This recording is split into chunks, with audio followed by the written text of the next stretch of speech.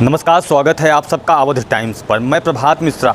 अभी हम गाजीपुर के मोहम्मदाबाद इलाके में है। यूसुफपुर चौराहा पड़ता है, ये लाठी मोड़ चौराहा पड़ता है। यहीं से कुछ दूर पर मुख्तार अंसारी का घर है और तमाम लोग हैं जिनसे हम बात करने की कोशिश करेंगे। जिस तरीके से खबरें रात में 10 बजे आई, उसके बाद कहा गया कि हार्ट अटैक से उनकी मौत हो गई और एक पक्ष है जो ये लगातार कह रहा है कि उन्हें स्लो पॉइजन दिया गया। तमाम लोग हैं, उनसे हम बात करने की कोशिश करेंगे कि क्या सोचते हैं इस पूरे प्रकरण को। भाई साहब, क्या नाम है? सबसे पहले मैं आपका बहुत बहुत धन्यवाद करता हूं कि आपने अपने अवध चैनल पे बोलने का हमें मौका दिया।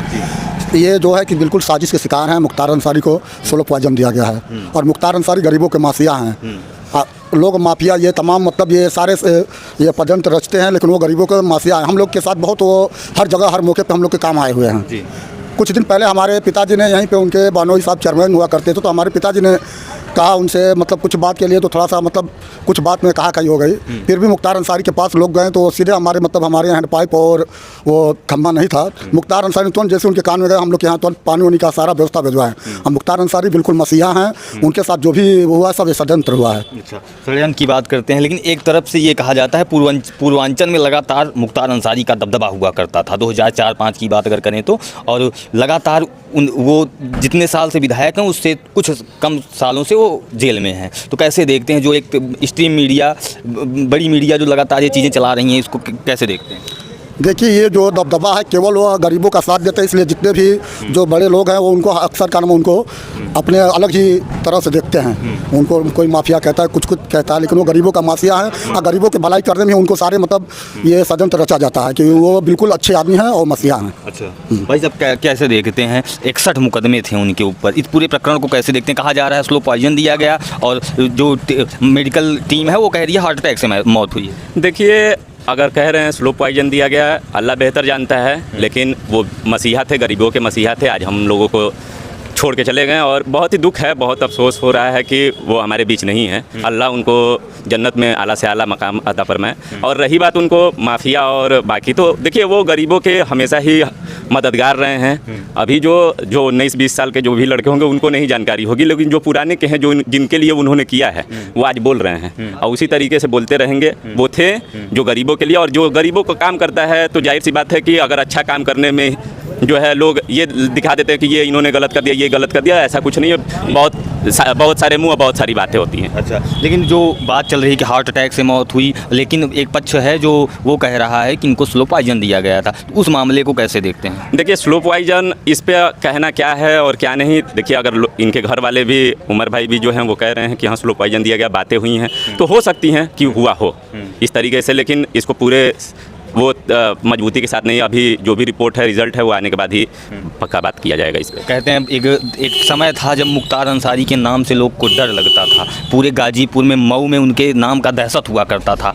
तो उसे कैसे देखते हैं? कितना सही है, कितना गलत है? आप यहाँ के लोकल हैं, थोड़ा सा बताइए। देखिए, गरीबों का हक और उनका अधिकार लूटने वालों को डर लगता होगा, और जो गरीबों का हक दिलाते थे उनको, जो गरीब थे उनको ये डर नहीं था। जो गरीबों का हक लूटने वाला था उनको डर लगता था। तो जाहिर सी बात है, जो अगल बगल मोटे मोटे छोटे छोटे इतने बड़े नेता जो हो गए हैं उनको लगता होगा डर, और था डर, हुआ है, इस तरीके का बात था। अच्छा, इस सरकार के इस रवैये को जैसे लगातार आरोप लगाया जा रहा है कि स्लो पॉइजन दिया गया, तो उसे कैसे देखते हैं, क्या कहना चाहेंगे? देखिए, कहना तो यही है कि भाई स्लो पॉइजन अगर दिया गया तो ये तथ्यों के साथ अभी हम लोगों के सामने आया नहीं है। हाँ, कहने के हिसाब से जो है वहाँ स्लो पॉइजन दिया गया, हो सकता है दिया गया, और रिजल्ट आने के बाद जो है वो पता चल जाए कि हाँ दिया गया या नहीं दिया है। क्या माहौल है अभी यहाँ का, थोड़ा सा बताइए। अच्छा माहौल है, ठीक है। कितनी देर में आ जाएगी बॉडी? हमको लग रहा है कि रात तक या भोर तक आएगी। अच्छा, हाँ, कैसा माहौल था जब वो यहाँ से, कहते हैं बड़ा दबदबा हुआ करता था इस मोहल्ले में, गाजीपुर में, पूरे पूर्वांचल में उनका नाम चलता था? दबदबा नहीं, वो गरीबों को मसीहा थे। दबदबा कुछ नहीं है, प्यार मोहब्बत सबके लिए उनके लिए था। लेकिन 61 मुकदमे उनके ऊपर होते हैं, वो पूर्वांचल के सबसे बड़े अपराधी कहे जाते हैं, बड़े माफिया कहे जाते हैं। तो कैसे कह सकते हैं कि गरीबों के मसीहा थे? गरीबों को शुरू से मसीहा हैं। देखिए, 61 मुकदमे की अगर बात करते हैं तो इसी तरह 80, 88, 90, 100 शतकों, अर्धशतक में बहुत सारे लोग हैं। नाम अगर गिनाई जाए तो एक तो लिस्ट खत्म हो जाए। तो ये बातें मत कहिए, ये तो अभी कम थे 61, कुछ लोगों के पास 88 मुकदमे हैं। तो ये सब सारे मासिया नहीं होते। अगर मासिया नहीं होते, ये बताइए, जेल में से लगातार वो 5 बार से चुनाव जीत रहे। उनके भाई जो है यहाँ से मतलब अफजाल अंसारी जो है 5 बार से विधायक है, 2 बार गाजीपुर के सांसद है। उनके बड़े भाई यहाँ से 2 बार विधायक है। यहाँ से उनके लड़के जो है मन्नू अंसारी, वो भी वर्तमान में विधायक है। तो अगर यहाँ पे मुस्लिम की आबादी कितनी है? हाँ, मुस्लिम की मतलब 8% है, 8.5%। बाकी सब वो बताइए कि लगातार ये 7-8 बार से कैसे जीत रहे हैं? लेकिन सरकार का जो पक्ष है वो लगातार ये कह रहा है कि हार्ट अटैक से मौत हुई है, तो उस चीज़ को कैसे देखते नहीं, उनके घर वाले बयान दे रहे हैं ना कि नहीं, इनको पॉइजन दिया गया है। उनके घर वाले हैं? साजिश हुई है, बिल्कुल साजिश हुई है, बिल्कुल साजिश हुई है। क्या साजिश कर रही है? बिल्कुल सरकार है, बाकी सरकार के साथ जो लोग हैं उन लोगों की भी साजिश है। क्या कहेंगे भाई साहब? अभी आप बोले हैं कि माफिया हैं। अगर मुख्तार अंसारी और उनका परिवार भाजपा ज्वाइन कर लेता है तो माफिया से मसीहा बन जाएंगे भाजपा के लिए वो। अच्छा। और भाजपा के नेताओं का बयान आने लगेगा कि मुख्तार अंसारी मसीहा हैं। अच्छा। भाजपा में जो चला जाता है वो संत हो जाता है। जो व्यक्ति चिल्ला चिल्ला के कह रहा है कि मुझे स्लो पॉइजन दिया जा रहा है, अब इसमें क्या मतलब है? और उसके बाद मृत्यु हो जा रही है, अब इसमें कौन सा सवाल पूछने वाला बात है? आप खुद समझिए। मरने से पहले आदमी चिल्ला रहा है कि मुझे जहर दिया जा रहा है। बैरक में कहीं से कुछ खबर मिला होगा। बैरक में भी इंसान रहते हैं ना, कि सभी वहाँ पे जानवरें रहते हैं। तो क्या मतलब आप ये कहना चाहते हैं कि सरकार जो है जानवरों की तरह बर्ताव कर रही थी? न्यायपालिका नाम की चीज़ ध्वस्त हो चुकी है। हाँ। न्यायपालिका से धीरे धीरे लोगों का विश्वास खत्म हो जाए। कोई व्यक्ति कुछ भी हो, क्रिमिनल हो, उसके ऊपर मुकदमा हो, आप जेल में मानवता का भी एक अधिकार होता है, मानव अधिकार होता है। आप उससे किसी को वंचित नहीं कर सकते हैं। अच्छा। बड़े से बड़े क्रिमिनल को भी उसको पूरा टाइम दिया जाता है, समय दिया जाता है अपनी बात रखने का। और आप जो है व्यक्ति चिल्ला के कह रहा है कि हमको जहर दिया जा रहा है, और फिर भी जो है आप आईसीयू के बाद तुरंत जो है बैरक में ले जा, जेल में ले जा रहे हैं। आशंका कोई साधारण व्यक्ति नहीं थे, 5 बार के एमएलए थे वो। वर्तमान में नहीं थे, 5 बार के एमएलए थे। एमएलए को जो सुविधा कैदी होते हुए भी देना चाहिए वो आप दिए हैं, सरकार दिया है। उनके ऊपर 61 मुकदमे थे भाई साहब। एमएलए 5। मैं कह रहा हूँ 1061 मुकदमा हो जाए। 61 नहीं, 1061 में 1000 और जोड़ दीजिए। उसके बाद अगर वो व्यक्ति अगर भाजपा ज्वाइन कर लेगा तो संत हो जाएगा। मैं ये कह रहा हूँ। अच्छा। 61 मुकदमे की क्या बात कर रहे हैं? 5000 मुकदमे भी अगर रहेंगे तो क्या उसका ह्यूमन राइट्स आप ले लेंगे क्या? उसके ह्यूमन राइट्स भी होते हैं कि नहीं होते हैं? कुछ मानव अधिकार है या नहीं है कि अगर ये 5000 मुकदमे हो गए तो उसको जानवरों की तरह ले जाके एक तो अंधेरे वाले कमरे में डाल दें? जो भी सजा होना था होता। न्यायपालिका उम्र कैद कई मामलों में दे रही थी, दी है, कई दिनों से आए हैं। आप न्यायपालिका जो करना है करे। मतलब आप सब लोगों का कहना है, बंद कर दीजिए। आप सब लोगों का कहना है, जितने भी लोग हैं यहाँ, कि गलत तरीके से मानवाधिकार को किनारे रखकर भारतीय जनता पार्टी ने इस तरीके का कार्य ये एकदम 100% सही है। मानवाधिकार का हनन किया गया है। इसमें मानवाधिकार का हनन करते हुए जानवरों की तरह सलूक किया गया है। अगर कोई 2 दिन पहले हॉस्पिटल में एक छोटा सा एक छोटी सी उंगली में चोट भी लग जाती है ना, तो 2 दिन लोग आराम करते हैं। वो आईसीयू में 2 दिन पहले अगर गए तो आप उसके 4 घंटे बाद ले जाके फिर से अंधेरे कमरे में पटक देते हैं। ये मानव अधिकार का हनन नहीं है तो क्या है? आप हमें जवाब दे दीजिए। वार्ड में रखना चाहिए था ना उसके। हाँ, ये थोड़ा सा आ गया जी। क्या कहें? आईसीयू से जब निकलता है तो उसके बाद जनरल वार्ड में जाता है। उसके बाद जब वो रिलीफ पा जाता है तो फिर उसको छुट्टी दिया जाता है। ऐसा नहीं है कि आईसीयू से निकल के तुरंत जेल में जाएगा या फिर जो अपने घर में जाएगा। तो यहाँ तो डायरेक्ट खनन हुआ है।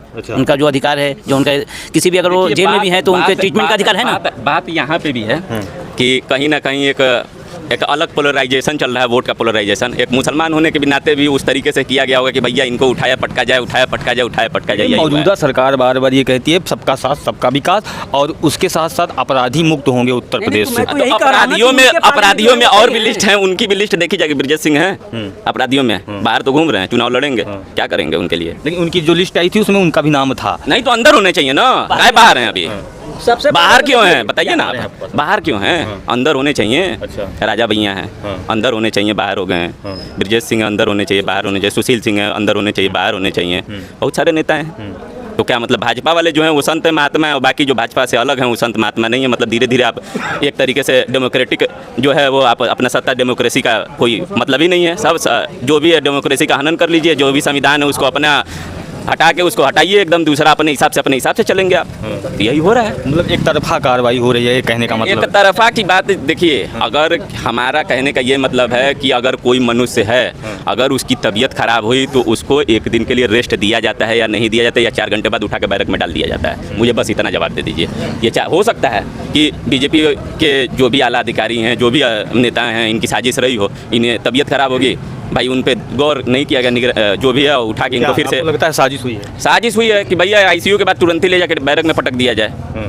बताइए, अगर किसी को तबीयत ख़राब है तो हो सकता है उसको 1-2 दिन के लिए रेस्ट दिया जाना चाहिए, अलग वार्ड में शिफ्ट करके, जब तक स्टेबल ना हो जाए। हो सकता है इसी वजह से हार्ट अटैक भी आया। क्या कह रहे थे? मुद्दा से हटाने के लिए इलेक्टोरल बॉन्ड पे जो सरकार फंसी हुई है बुरी तरह से, केजरीवाल को अंदर किए और उसके बाद ये घटना किए हैं। मुद्दा से हटाने के लिए बीजेपी कुछ भी कर सकती है।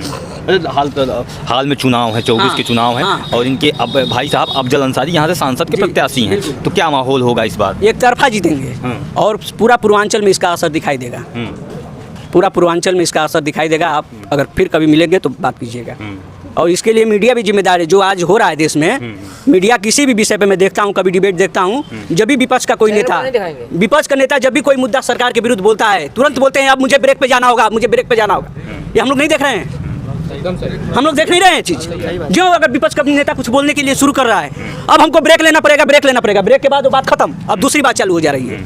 ये सब कुछ दिखाई दे रहा है हम लोग को और इसका असर दिखेगा आपको। तो मतलब एक ये सबका साथ सबका विकास जो वादा, सब ये गलत तरीके से कहा जाता है। पीएमएलए कानून जो सेक्शन 45 संशोधन करके जो बनाए हैं, ईडी सीबीआई, किसी के ऊपर भी केजरीवाल जैसा व्यक्ति, ईमानदार व्यक्ति, उसका कोई ईमानदारी पे कोई प्रश्न चिन्ह नहीं लगा सकता है।